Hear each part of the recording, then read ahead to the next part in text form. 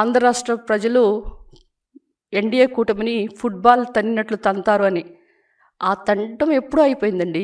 తన్నే మీకు 11 సీట్లు ఇచ్చారు. ఇంకా మీరు రియలైజ్ కాపోవటం ఏంటని అసలు ఆత్మ పరిశీలన చేసుకోవట్లేదని నాకు చాలా బాధగా ఉంది. ఎందుకంటే మీరు ఎందుకు ఓడిపోయారో ఫస్ట్ మీరు గమనించండి. ఎప్పుడూ ఎదుటి వాళ్ళ పడి మీద ఈ ఏడవటం తప్పితే మీరు చేసిన పనులు ఒకసారి నేను గుర్తు చేస్తా.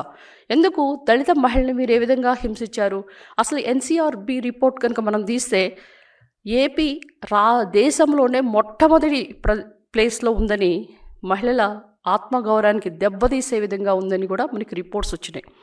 1,00,000 కేసులు మహిళల మీద మరి నమోదు చేయబడ్డాయి. అందులో 30,000 మంది పైగా మహిళలు, చిన్నారులు వాళ్ళందరూ కూడా వాళ్ళు కనిపించకుండా పోయారు. Missing case. ఇలాంటి వాళ్ళందరికీ మీరేమన్నా ఆన్సర్ ఇచ్చారా? అంతెందుకండి, మీరు పులివెందుల్లో నాగమ్మ అంటే మీ సొంత నియోజకవర్గం పులివెందుల్లోనే నాగమ్మ అనే యువతిని అమానుష్యంగా ఆమె పైన అత్యాచారం చేస్తే మీరు చేసిందేంటి? వాళ్ళ మీద ఏమైనా యాక్షన్ తీసుకున్నారా?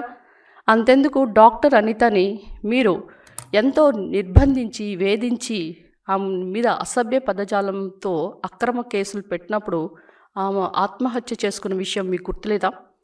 మరి నెల్లూరులో ఉదయగిరికి చెందిన అనూష అంటే మీరు ఏ విధంగా నాకు కనిపిస్తున్నారంటే ఏ ఉమ్మడి జిల్లాని వదలలేదు. 11 జిల్లాల్లో కంటిన్యూస్గా మహిళల మీద అత్యాచారాలు జరిగినాయి. మరి ఆ పాప పరిస్థితి ఏమైంది?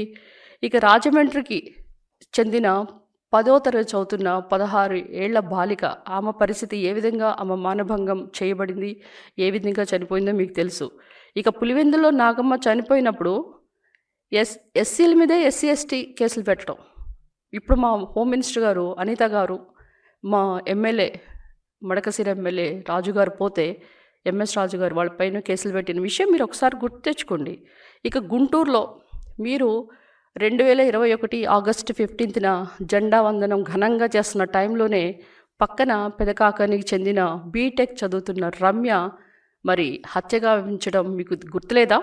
అంటే దేశం మొత్తం స్వాతంత్రం అంటే ఇండిపెండెన్స్ డే సెలబ్రేట్ చేసుకుంటుంటే మన దగ్గర మాత్రం ఆంధ్రప్రదేశ్లో హత్యలు, అత్యాచారాలు, ఎక్కడైనా కానీ మహిళ ఇంటి నుంచి బయటకు వెళ్ళిందంటే మళ్ళా ఆమె తిరిగి వస్తుందో లేదనే భయాందోళనకరమైన పరిస్థితులు మీరు చేశారు. ఇక ధన్వరంకు చెందిన స్నేహలత, ఆ అమ్మాయి ఒక నేషనల్ జూనియర్ క్రికెటర్ ప్లేయర్. అలాంటి అమ్మాయిని మరి మీరు ఏ విధంగా మీ యొక్క వైసీపీ గుండాలు మరి అత్యాచారం చేశారో ఒకసారి గుర్తు చేసుకోండి. ఇక పలమనేరుకి చెందిన మిస్బా, ఆ అమ్మాయి చాలా మంచి మార్క్స్ అంటే she's getting all first ranks.